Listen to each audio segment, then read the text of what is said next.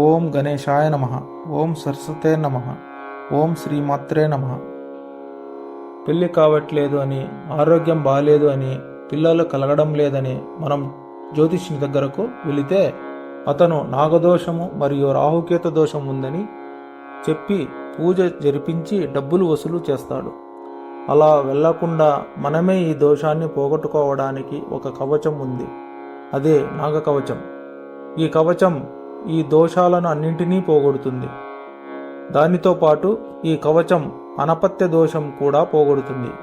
అనపత్య దోషం అంటే మన తర్వాత ఉత్తర క్రియలు చేసేవారు లేనప్పుడు కలిగే దోషం. అదే అనపత్య దోషం.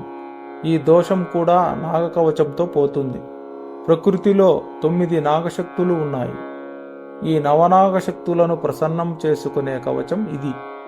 ఈ కవచం చాలా చిన్నది. ఎవరైనా ఎప్పుడైనా పఠనం చేయవచ్చు. ఎన్ని రోజులైనా చేయవచ్చు. శుచిగా స్నానం చేసి చదవాలి. మైలం ఉన్నప్పుడు రజస్వల సమయంలో చదవరాదు. శుచి శుభ్రతగా ఉండి చదవాలి. శ్రీ నాగ కవచం. నాగరాజస్య దేవస్య కవచం సర్వకామదం ఋషిరస్య మహాదేవో గాయత్రీ చందయీరితః తారాబీజం శివాశక్తి క్రోధబీజస్తు కీలకః దేవతా నాగరాజస్తు ఫణామణి విరాజితః సర్వకామార్థసిద్ధర్థే వినియోగః ప్రకీర్తితః. శ్లోకం. అనంతో మే శిరః పాతు కంఠం సంకర్షణస్తథా కర్కోటకో నేత్రయుగ్మం కపిలం కర్మయుగ్మకం వక్షస్థలం నాగయక్షః బాహుకాలం భుజంగమః ఉదరం ధృతరాష్ట్రంచ వజ్రనాగస్తు పుష్టకం మర్మాంగం అశ్వసేనస్తు పాదావశ్యతరోవతు వాసుకం పాతు మాం ప్రాచ్యే ఆగ్నేయాంతు ధనుంజయః తక్షకో దక్షిణే పాతు నైరుత్యాం శంఖపాలకః మహాపద్మం ప్రతించాంతు వాయువ్యం శంఖనీలకః ఉత్తరే కమ్మలం పాతు ఈశాన్యం నాగభైరవః ఊర్ధ్వం చ ఐరావతో దస్తాత్ నాగబేతాళనాయకః సదా సర్వత్ర మాం పాతు నాగలోకాధినాయకః. ఇది శ్రీ నాగకవచం సంపూర్ణం. ఇప్పుడు ఈ నాగకవచం యొక్క అర్థం తెలుసుకుందాం. అనంతోమే శిరపాతు అంటే నా శిరస్సును అనంతుడు అనే నాగశక్తి కాపాడాలి.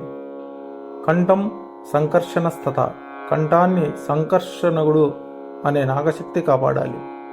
కర్కోటకో నేత్రయుగ్మకం నా కళ్ళని కర్కోటకుడు కాపాడాలి. కపిలం కర్మయుగ్మకం నా చెవులను కపిలుడు కాపాడాలి.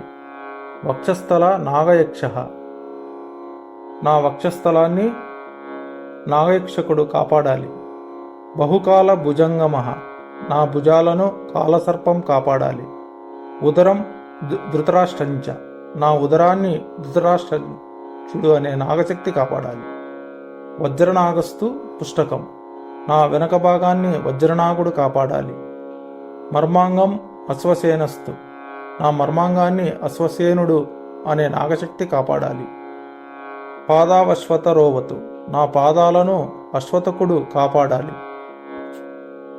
తర్వాత అన్ని దిశల నుంచి మనల్ని ఏ విధంగా ఈ నాగశక్తి కాపాడుతుందో దాని అర్థం తెలుసుకుందాం.